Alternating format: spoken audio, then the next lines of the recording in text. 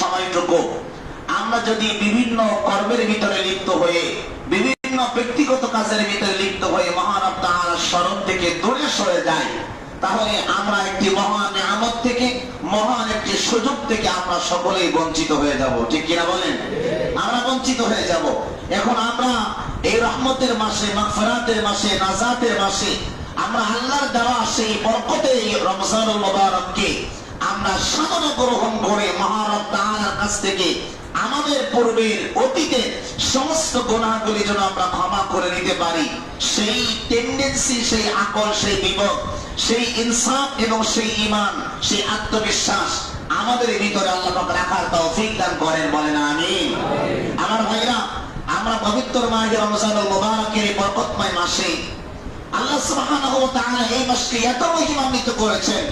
আমি যদি সারা বছর এই শুধু রোজার উপরেই আলোচনা করি, তাহলে রমজানের আলোচনা শেষ করা সম্ভব হবে না। অর্থাৎ বছরে 52টি সপ্তাহ আছে।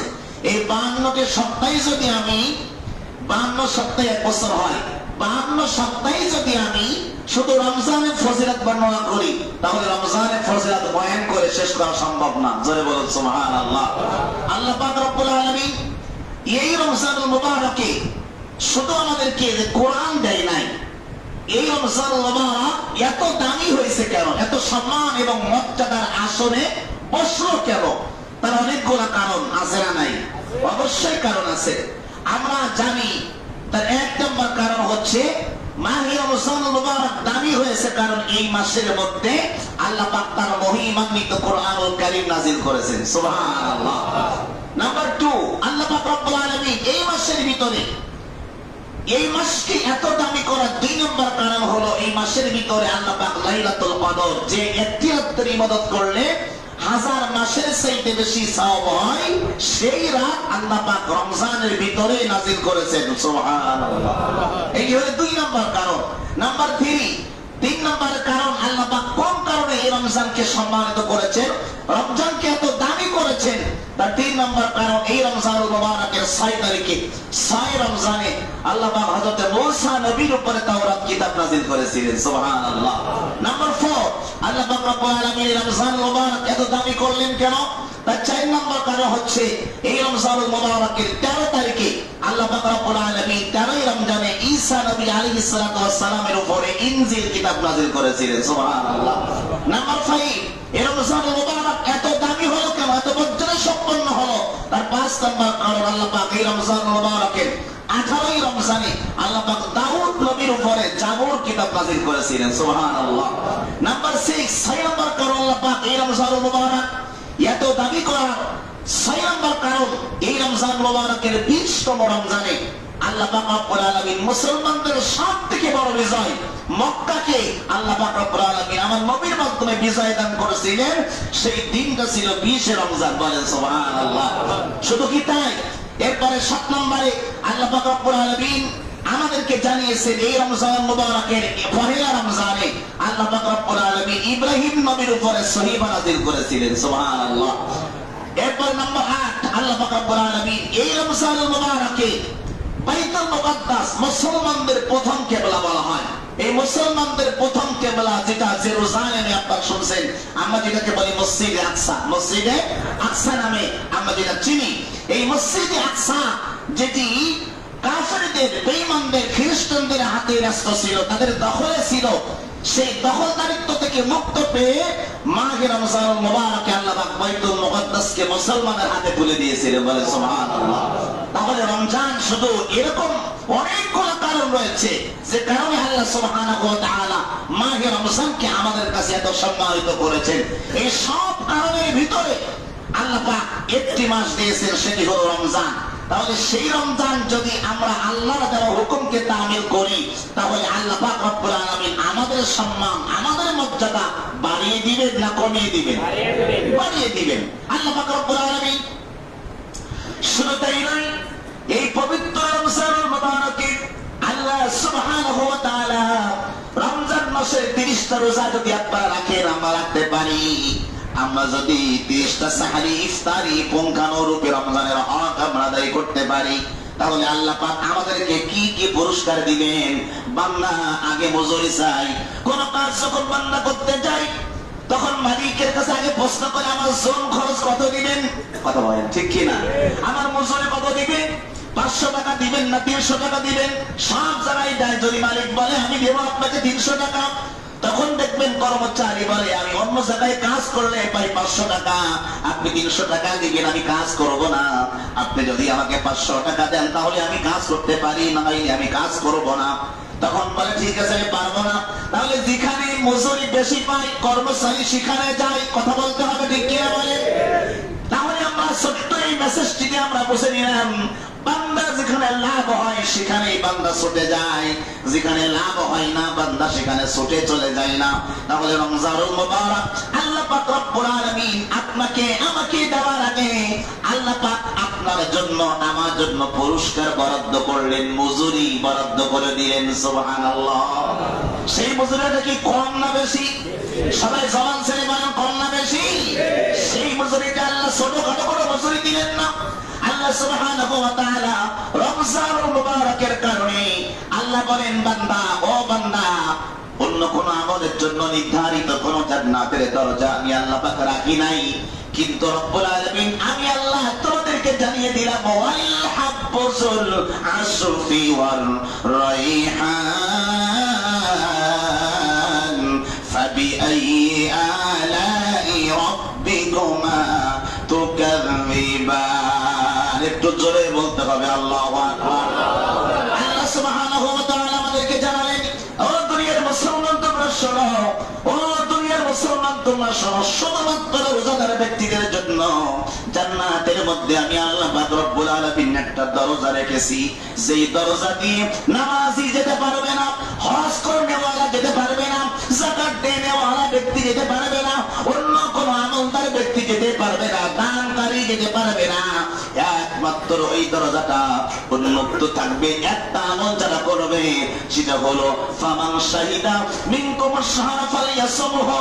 3 নাম্বার পারা 7 নাম্বার পৃষ্ঠা সূরা বাকারা প্রথম থেকে 10 নম্বর লাইনের মধ্যে আল্লাহ বলেন রমজানের সঙ্গে যারা দেখা হবে, সাক্ষাৎ হবে, দিদার হবে, আর যে ব্যক্তি সাদরে রমজানটাকে গ্রহণ করে নিবে, আমি আল্লাহ পাক রব্বুল আলামিন তাদের জন্য বলে দিলাম আমি আল্লাহ ওই বান্দার জন্য নির্ধারিত একটা জান্নাতের দরজা রেখেছি, যেই দরজা দিয়ে রোজাদার ব্যক্তি ছাড়া অন্য কোন আমলদার ব্যক্তি যেতে পারবে না। জোরে জোরে কন্যা সুবহানাল্লাহ।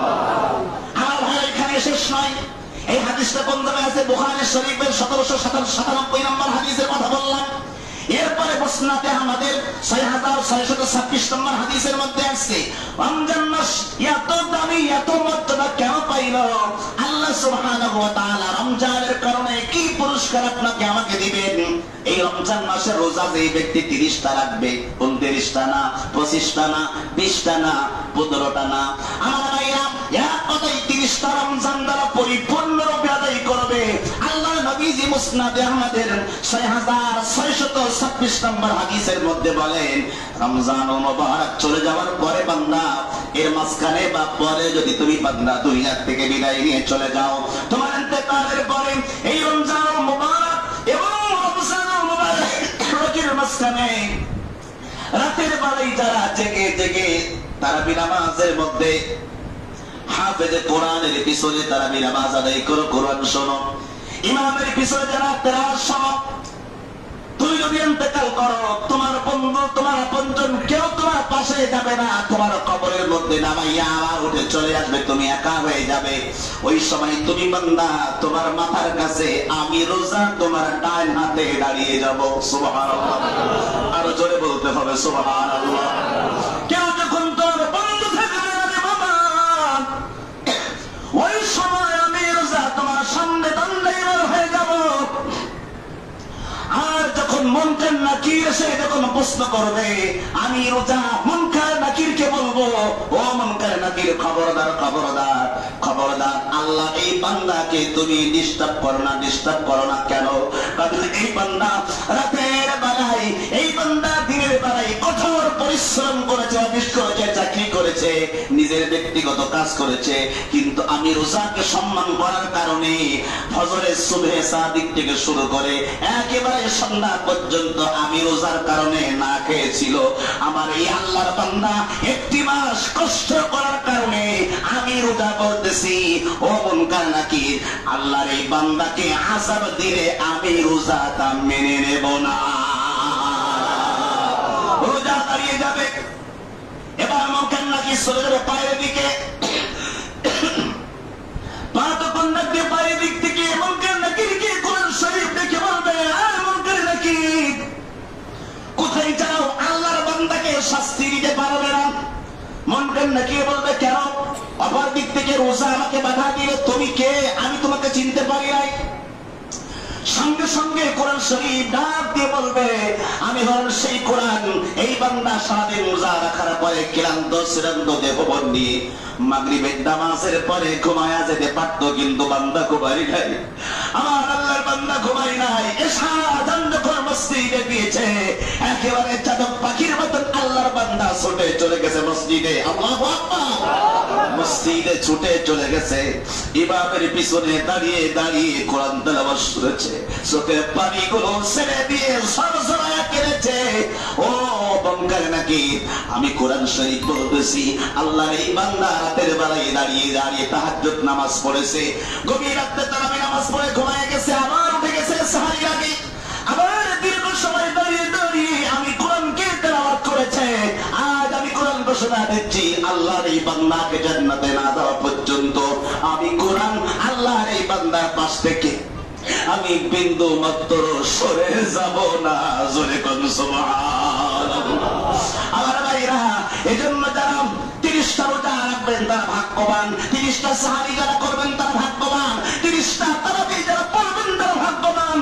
আর মাঝখানে মাসরাতে যারা 10 রাকাত, 8 রাকাত, 30 রাকাত যারা পড়ে, এরা পরিপূর্ণ রোজার ফজিলত পাবে না, তারাবির ফজিলত পাবে না, কোরআনের ফজিলত পাবে না।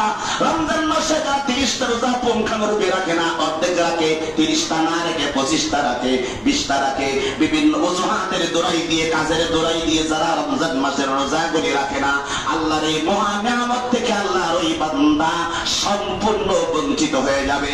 আমার আশরাফ বিন আব্দুল আজিজের মুসল্লিদের কাছে জানতে চাই, আমরা কি রোজা আংশিক রাখবো না পরিপূর্ণ?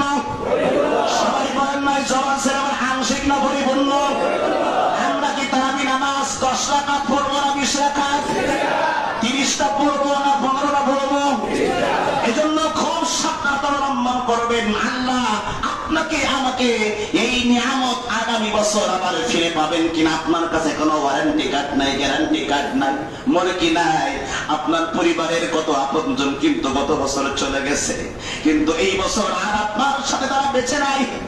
চাইলে আপনি ওই কাঁথারে থাকতে পারতেন, আল্লাহ আপনারে এতদিন কবরের বাসিন্দা বানাইতে পারতেন না, পারতেন না? কিন্তু আপনি আছেন হায়াতে জিন্দেগিতে, এর চেয়ে ভাগ্যবান আর কি হতে পারে? আল্লাহ যে আরো একটি বার রোজা রাখার সুযোগ করে দিলেন, একটু জবান ছেড়ে কন্যা আল্লাহু আকবার। আমার মুসলমানের কাম এখানে শেষ নয়, এরপরে রমজান মাসের 3 নম্বর পুরস্কার আল্লাহ কি দিবেন? সেই ব্যক্তি রমজান মাসের রোজা ঠিক মতো রাখবেন, আদায় করবেন, আল্লাহ সুবহানাহু ওয়া তাআলা বলে, আস-সাওমু লি ওয়া আনা আজজি বিহি। আমি আল্লাহ হাদিসে কুদসির মধ্যে বলে দিলাম, বান্দারে আমি আল্লাহ তোমাকে নিজে হাতে পুরস্কার দিব। অপর হাদিসের মধ্যে আছে আল্লাহ হাতে পুরস্কার দিবেন না, এই হাতে পুরস্কার বলতে বলেছেন। এই পুরস্কারটা কি? কি পুরস্কার দিবেন? টাকা দিবেন, অর্থ দিবেন, জমি দিবেন, না কি দিবেন? না বান্দা, আল্লাহ নিজে হাতে পুরস্কার দিবেন। তার মানে হইল আল্লাহ পাক রব্বুল আলামিন রোজার সবথেকে বড় পুরস্কার হলো আমার আল্লাহ নিজেই আমাদের সঙ্গে সরাসরি দেখা করবে। আর জোরে বলা যাবে না সুবহানাল্লাহ? আল্লাহ যদি দেখা দেয়, এর থেকে বড় পুরস্কার কি আর হতে পারে বলেন আপনারা? আরে এটা কত বড় পুরস্কার, এটা কত বড় নিয়ামত যে আল্লাহ আমাকে দেখা দিবেন রোজা রাখার কারণে। সুবহানাল্লাহ। এরপরে 3 নম্বর গেল, এবার 4 নম্বর আল্লাহ রোজা রাখলে কি পুরস্কার দিবেন? 4 নম্বর আল্লাহ পাক রব্বুল আলামিন আপনাকে আপনাকে আমাকে সারা বছর ইবাদত করলে নেকি হবে ওই রাত্রে নামাজ যদি 1 রাকাত পড়েন নেকি হবে 1 রাকাতের, জিকির যদি একবার করেন একবারের নেকি হবে। আপনি যদি রোজা অন্য সময় রাখেন তাহলে 1টি রোজার সওয়াব পাবেন। আর রমজান মাসের যদি রোজা আপনি 1টি রাখেন 1টি রোজার বিনিময়ে হাদিস শরীফের মধ্যে আছে পুরো রমজান মাস যদি আপনি রোজা রাখেন তাহলে 10 মাসের রোজা রাখার সওয়াব পাবেন। সুবহানাল্লাহ। কয় মাস 10 মাস রোজা রাখার সওয়াব পাবেন 1 মাসের বিনিময়ে। শুধু তাই নয় আমার ভাইরা, রমজানের 4 নম্বর পুরস্কার হইল আল্লাহ সুবহানাহু ওয়া তাআলা লাইলাতুল কদরের মাধ্যমে আল্লাহ পাক 1 রাতের ইবাদতের মাধ্যমে 1000 মাস ইবাদত করলে যেই নেকি পাবেন ওই সওয়াব আল্লাহ পাক এই রমজানের কারণে আল্লাহ পাক দান করবেন রোজাদারের না বেরোজদারের? আরো জোরে কোন। যারা ফাঁকি দেবে তারা জোরে বলবে না আস্তে বলবে? জোরে কোন। রোজাদারের না বেরোজদারের? সে রোজা রাখে না ও লাইলাতুল কদরে ইবাদত করলে তার ইবাদত কবুল হবে? আরো জোরে কোন হবে? ক্লিয়ার ফতোয়া। রোজা যদি না রাখেন তবে নামাজ যদি না পড়েন আপনি লাইলাতুল কদর ইবাদত করলেও আপনি নেকি পাবেন না। কারণ এই রমজানের রোজা যারা রাখবে তারা যারা পড়বে তাদের জন্যই কদর। কথা বলেন ঠিক কিনা? শুধু কদর নয়, আপনি সাদাকাতুল ফিতর থেকে শুরু করে আপনি যে ঈদের দিন নামাজ পড়বেন এই নামাজও কিন্তু বেরোজগারের জন্য নয়। কথা বলেন না কেন? ঈদ তাদের জন্য যারা রোজা রাখে, যারা ফিতরা দেয়, যারা তারাবি পড়ে, যারা কোরআন তেলাওয়াত করে, যারা সেহরি করে, সেহরি খাওয়ায়, ইফতারি করে, ইফতারে খাওয়ায়। আল্লাহু আকবার। এখন আপনি নিজে খালি খান, কাউকে আপনি খাবার না। আপনি নিজে সেহরি করেন, কাউকে সেহরি খাবার না, হবে না। আপনাকে বাঁচতে হবে, আপনার পরিবারকেও জাহান্নামের আগুন থেকে বাঁচাতে হবে। ঠিক কিনা বলে? এরপর রমজানের 5 নম্বর পুরস্কার, রমজানের 5 নম্বর পুরস্কার হইল রমজান মাসের রোজা যারা রাখবে আল্লাহ নবীজি চমৎকার একটা ঘোষণা দিয়েছেন, শুনলে আপনাদের কলিজা ঠান্ডা হয়ে যাবে। রমজান মাসের 30টা রোজা যারা রাখবে তারাবি নামাজ যারা পড়বে সেই যারা করবে আল্লাহ নবী বলেছেন ও বান্দা ও বান্দা ও বান্দা আমি নবী, আল্লাহ নবী বলেছেন আমি নবী তোমাদেরকে ঘোষণা দিচ্ছি, আমি নবী তোমাদেরকে ঘোষণা দিচ্ছি রমজান মাসের 30টা রোজা যারা রাখবে আমি আল্লাহর নবী ঘোষণা দিলাম একটি উমরা হজ করলে যেই নাকি হবে ওই উমরা সমপরিমাণ সওয়াব আল্লাহ পাক রব্বুল আলামিন আপনাকে আমাকে দান করে দিবেন। সুবহানাল্লাহ। এখানে শেষ নয়, রমজান মাসে উমরা করলে রাসূল বলেছেন রমজানের এত বরকত, কোন ব্যক্তি যদি রমজান মাসের উমরা করে অন্য সময় ফরজ হজ আদায় করলে যেই নাকি হয় রমজান মাসে উমরা আদায় করলে হজের সমপরিমাণ সওয়াব আল্লাহ আপনারা বললাম আইদিকে দাও। এখানে শেষ নয়, আরো আছে। আল্লাহ নবী বলেছেন রমজান মাসে যদি কেউ উমরা হজ করে এই উমরা করার কারণে আমি নবী বলে দিলাম আমার সাথে হজ করলে যেই মর্যাদা পাবে রমজান মাসে উমরা করলে আমি নবীর সঙ্গে উমরা করার মর্যাদা সে পেয়ে যাবে। আমার এখানে শেষ নয়, আরো আছে। নাম্বার 6 নম্বরে রমজান মাসে যে ব্যক্তি রোজা রাখবে তার জন্য 6 নম্বর পুরস্কার হইল রোজাদার ব্যক্তি যখন রোজা রেখে যখন ইফতারি করতে যায় সারাদিন পরে আপনি রোজা যখন রাখেন আপনার মুখের মধ্যে দুর্গন্ধ হয়, সারাদিন না খাবার কারণে হয় কি হয় না? আমার ভাই এই দুর্গন্ধকে আমার নবী কি বলেছেন? আমার নবী বলেছেন কোন ব্যক্তি যদি রমজান মাসে রোজা রাখার কারণে মুখের ভিতরে দুর্গন্ধ হয় আমি আল্লাহর কাছে এই দুর্গন্ধ মিশক আম্বরের চাইতেও বেশি ঘেরা। এত মর্যাদা যে রোজাদারের মুখের গন্ধ সম্মানিত। সুবহানাল্লাহ বলেন। গন্ধ কোনদিন সম্মানিত হয় কিন্তু আমার আল্লাহ সেটাকে সম্মানিত করে দিলেন। সুবহানাল্লাহ বলেন।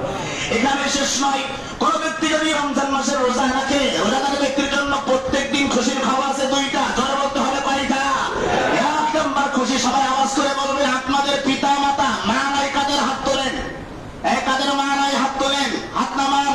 মাও নাই বাবাও নাই এমন কে কে আছেন? হাত নামান। শুধু বাবা নাই, কাদের আছেন একটু হাত তুলে আল্লাহকে দেখান। যাদের মা নাই, বাবা নাই, আপনজন যাদের নাই, প্রত্যেক দিন রোজার সময় যদি ইফতারি যখন করবেন, দুই হাত তুলে আল্লাহর কাছে দোয়া করবেন বাবার জন্য, মায়ের জন্য। আল্লাহর নবী বলেছেন, বান্দা প্রত্যেক দিন ইফতারির আগে আল্লাহ সুবহানাহু ওয়া তাআলা অসংখ্য জাহান্নামী বান্দাকে মুক্ত করে জাহান্নাম থেকে জান্নাতে পাঠায়া দেয়। আল্লাহ যেন ওই কথারে আপনার আপনজনকে রাখে। সুবহানাল্লাহ বলেন। এখানেই শেষ নয়, রমজানের রোজা যখন রাখবেন, সাহরি যখন ইফতার যখন করবেন, ইফতারের সময় আল্লাহ সুবহানাহু ওয়া তাআলা আপনার দোয়া কবুল করবে। সুবহানাল্লাহ বলেন। আল্লাহর কাছে দোয়া করবেন, কবুল করবে। টেলিভিশন দেখবেন না, মোবাইল দেখবেন না, ফেসবুক দেখবেন না, কোরআন তেলাওয়াত আপনি না শুনে নিজে করবেন। জিকির মোবাইলে না শুনে নিজে জিকির করবেন। পারবেন না ইনশাআল্লাহ? নিজে জিকির করবেন, নিজে কোরআন তেলাওয়াত করবেন, নিজে ইস্তিগফার করবেন। ওই কেমন হলো, মোবাইলে টেলিভিশনে যদি কোরআন তেলাওয়াত শুনেন, এটা ভাড়া করার মতন হলো? কথা বলেন। ভাড়া করার মতন হলো না? হুজুর আমার বাপের জন্য একটু দোয়া করি, আর আজকে আমার বাপের মৃত্যুবার্ষিকী, ও মৃত্যুবার্ষিকী হুজুরকে দাওয়াত দিয়ে ও যেই দোকানদারি করতেছে, এরকম বান্দা আছে নাই? হুজুর যেই খবর নাই, চাচা কোন জায়গায়, কয় দোকানে, কয় রমজান মাস, কাস্টমারের চাপ বেশি, বাপ মরে গেছে ওর, আর দোয়া করে হুজুর, ওর দোয়া কি কবুল হওয়ার সম্ভাবনা আছে? বলেন তো, হুজুরের দোয়া বেশি কবুল না ওই সন্তানের দোয়া কবুল? কার দোয়া কবুল? সন্তানের দোয়া কবুল। এজন্য আমার ভাই না, হুজুরকে তো দাওয়াত করবে, অসুবিধা নাই, কিন্তু আপনাকে উপস্থিত থেকে আপনি যদি দুই চোখের পানি ছেড়ে দিয়ে আল্লাহর কাছে পিতা মাতার জন্য দোয়া করতে পারেন, আল্লাহর নবী বলেছেন, কোন সন্তান যদি চোখের পানি ছেড়ে তার মা বাবার জন্য দোয়া করে, ওই চোখের পানি তার নাকের ডগায় আসার আগে ওই সন্তানের পিতা মাতাকে আমি আল্লাহ ক্ষমা করার ব্যবস্থা করে দেই। সন্তানের দোয়া অবশ্যই আল্লাহ কবুল করবে যদি আপনি আপনার সন্তান, আপনার বাবার জন্য আপনি নেককার সন্তান হয়ে থাকেন। আমার প্রাণপ্রিয় ভাইরা, তাহলে আমি আপনাদেরকে অনেকগুলো ফজিলত বললাম। রমজান কেন আসছে, এত সম্মানিত কেন বললাম, এরপরে বললাম 7টি কারণ আপনাদেরকে বলেছি। রমজানের পুরস্কার আরো অনেকগুলা পুরস্কার আছে, কিন্তু বলার সময় নাই। আসেন আমি এখন 3 নাম্বার পয়েন্টে যাই। রমজান মাসে আমাদের মনের মধ্যে অনেকগুলা প্রশ্ন জমে থাকে না? অনেকগুলো প্রশ্ন জমে থাকে। অনেকে ফোন দেয় আমার কাছে, প্রায় আমরা মুফতি মানুষ তো, প্রায় মোবাইলে মেসেঞ্জারে আমাদের কাছে অনেকগুলো প্রশ্ন আসে। এবং আজকেও একদম সকালে ফোন দিয়ে বলতেছে, হুজুর যে আমি রাতের বেলা সেরি করতে উঠতে পারি নাই, আমার রোজা কি? আমি খাইতে পারি না, সকাল 6টার সময় দাঁতলা হয়েছি, আমার রোজা কি হইব? আমি তো খাইছেন কিছু? কয় না খাই নাই। আমি বললাম রোজা হয়ে যাবে, নিয়ত করে ফেলা। সুবহানাল্লাহ। আল্লাহ পাক ইসলামকে কত সহজ করে দিয়েছেন। সুবহানাল্লাহ বলেন। কত সহজ ইসলামকে আল্লাহ পাক করে দিলেন। আমি কয়েকটা প্রশ্ন, যে প্রশ্নগুলো আমার কাছে বিভিন্ন অনলাইনের মাধ্যমে বিভিন্ন মারফাতে আমার কাছে আসে, যেগুলো আপনারাও অনেকের মনের ভিতরে প্রশ্নগুলো ঘুরপাক খায়, অনেকে হয়তো জানেন অথবা জানেন না। এই প্রশ্নগুলো আমাদের রমজান রিলেটেড প্রশ্ন জানার দরকার আছে না নাই? কারণ আমাদেরকে জানতে হবে, না জানার কারণে আপনার আমার এই গুরুত্বপূর্ণ রমজান, যে রমজানের একটি রোজা যদি কেউ ভেঙে ফেলে ইচ্ছাকৃত ভাবে, 60টি রোজা তাকে রাখতে হবে 2 মাস। এরপরে 60 জন মিসকিনকে খাওয়াইতে হবে। শাস্তিটা কি কম না বেশি হলো? অনেক বেশি না? অনেক বড় শাস্তি। রোজা ভাঙছেন কয়টা? সবাই কথা বলে কয়টা? রোজা ভাঙছেন একটা, রাখতে হবে কয়টা? 60টা বলো, 7টা না বলো, 60।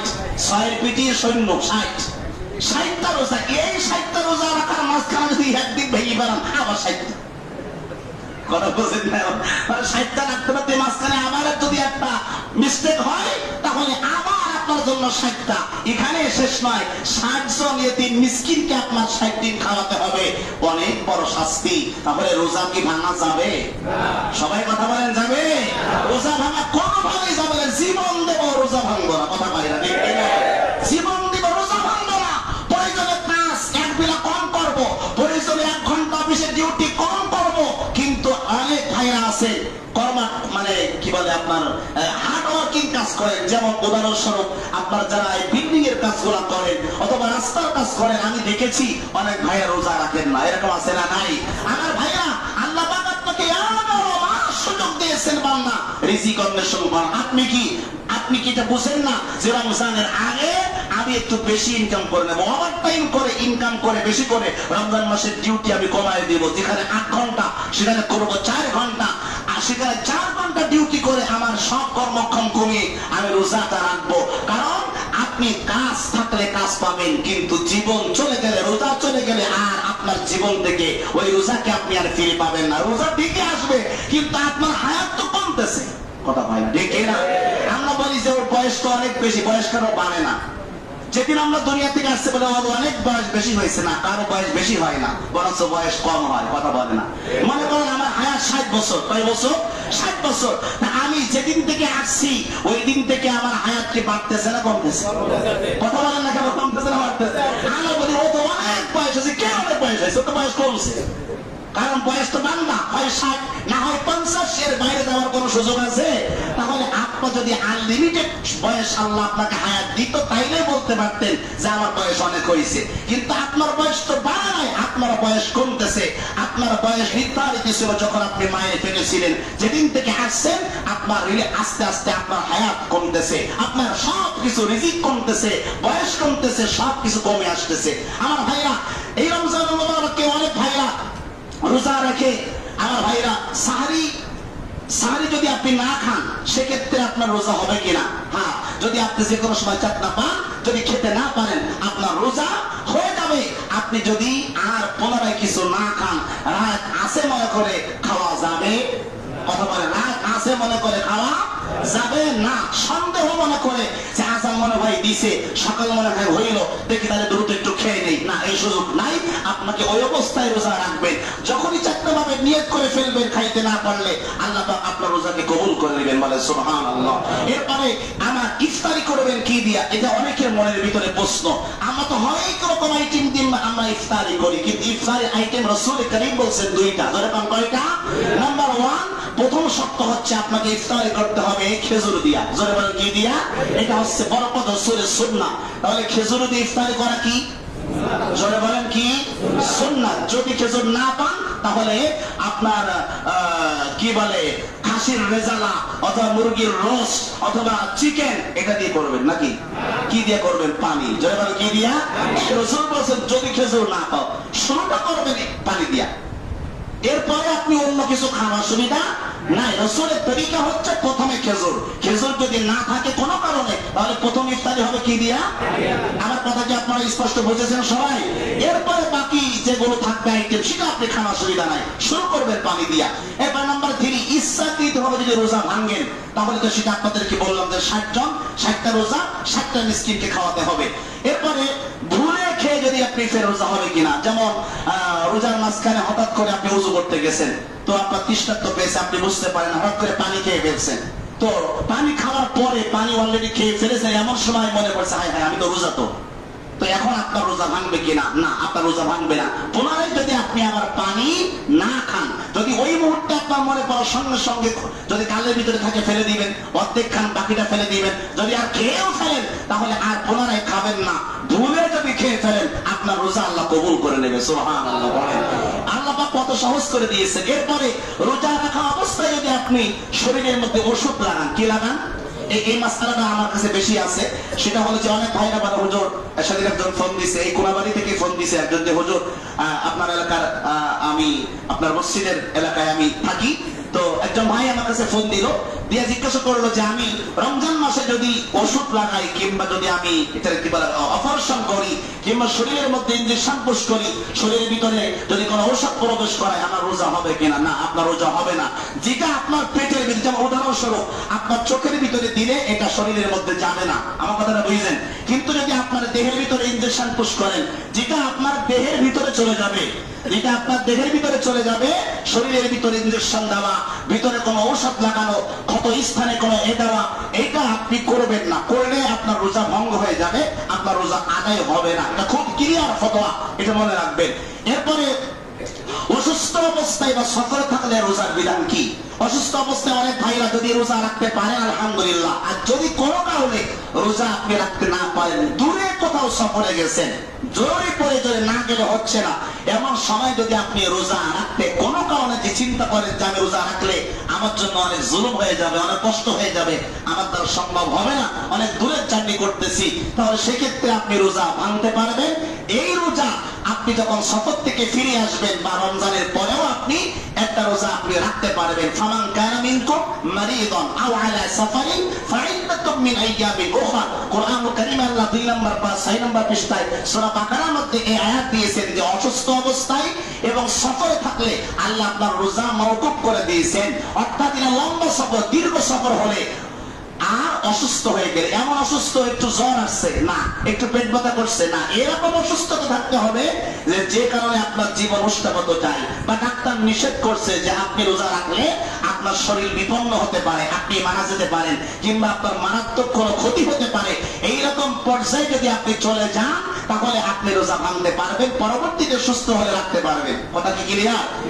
এই কথাগুলো খুব মনোযোগ দিয়ে শুনে নেন। তাহলে আমরা সাধারণ অসুস্থতা কিন্তু রোজা ভাঙা যাবে না, পরবর্তীতে রেখে দিবেন। এরপর আরেকটা মাসআলা হলো যে গর্ভধারিণী মা, গর্ভধারিণী মা যদি গর্ভধারিণী মা এবং দুগ্ধদানকারী মা রোজার বিধান কি? এটা অনেকে প্রশ্ন করেন, করেন না আপনারা? যদি কোনো কারণে আপনার স্ত্রীর পেটের মধ্যে যদি বাচ্চা থাকে, মায়ের রেহেমে বাচ্চা থাকে, ওই অবস্থায় ডাক্তার যদি বলে যে রোজা রাখলে সন্তানের ক্ষতি হতে পারে, সন্তানের মৃত্যুর আশঙ্কা রয়েছে, তাহলে সেক্ষেত্রে গর্ভধারিণী মা রোজা না রাখলেও হবে, পরবর্তীতে সে মা ওই রোজা আদায় করবে, কিন্তু মাফ নাই। কি নাই? মাফ নাই। এরপরে দুগ্ধদানকারী মা, যে আপনি যদি সন্তানকে দুগ্ধ খাওয়ান, সেক্ষেত্রে আপনার বাচ্চার দুধ কম হতে পারে, হয় না এরকম অনেক ক্ষেত্রে, যে না খাওয়ার কারণে শরীরে যে দুধ কমে যায়, বাচ্চার অসুবিধা হয়ে যায়, বাচ্চা যদি ফিডার না খায়, অন্য কোনো কারণে বাচ্চা বুকে দুধ ছাড়া অন্য কিছু আপনি খাওয়াতে পারেন না, কোনো কারণে বাচ্চা দুধ কমে যাবে, এইরকম অবস্থায় আপনি রোজা ভাঙতে পারবেন, অন্য সময় আপনি রোজা আদায় করে নেবেন। এটা হচ্ছে ফতোয়া। লাস্ট ফতোয়া হচ্ছে অনেক বৃদ্ধ ব্যক্তি রোজা রাখতে পারে না, সেক্ষেত্রে তার বিধান কি? আছে না? আমাদের মারা আছে, অনেক মায়েরা আছে, বোনেরা আছে, আমার দাদারা আছে, আমাদের অনেক আপনজন আছে যারা একেবারে বয়োবৃদ্ধ হয়ে গেছে, তারা যদি রোজা রাখতে না পারে, ওয়াল্লাযীনা ইউতীকুনাহু ফিদিয়াতুন তাআমু মিসকিন, তাহলে আপনাকে ফিদিয়া দিতে হবে। ফিদিয়া কি? আপনাকে রোজা একজন রোজাদারকে 2 বেলা খাওয়াতে হবে। কয় বেলা? সবাই বলেন না, কয় বেলা? 2 বেলা, 1 বেলা না, 2 বেলা খাওয়াতে হবে। আর তার রোজার যে খরচটা, তার আপনি এই খরচটা আপনি দিয়ে দিবেন। আপনি যে কয়টা রোজা রাখতে পারবেন না, পুরো রমজান মাস না পারলে আপনি তাকে প্রত্যেক দিন ইফতারি খাওয়াবেন অথবা রাতের বেলায় খানা খাওয়াবেন। যে কোনো 2 বেলা আপনি যদি রোজা তার খাওয়ার ব্যবস্থা করেন, তাহলে ওই অসহায় বৃদ্ধ ব্যক্তি যে রোজা রাখতে পারে না, তার রোজা ওই ব্যক্তিকে তারা আদায় হয়ে যাবে। কিন্তু যারে দেবেন সে যদি রোজা না রাখে তাহলে কিন্তু হবে না। আমার কথা বলছেন না আপনারা? এই আমার ফকিরকে দেশের অনেক ফকির কিন্তু ঢাকা শহরে আছে, এরকম ফকিরকে দেওয়া যাবে না। নির্ধারিত যার সম্পর্কে আপনি জানেন যে লোকটা রোজা রাখে, তাকে আপনি খাওয়াবেন, তাহলে আপনার রোজা আদায় হয়ে যাবে। তাই হোক, আল্লাহ সুবহানাহু ওয়া তাআলা আগামী জুমায় বাকি আলোচনা হবে। আল্লাহ সুবহানাহু ওয়া তাআলা আপনাকে আমাকে সকলকে কবুল করুন। সকলে বলুন আমিন। আমার তাওফীক ইল্লা বিল্লাহ।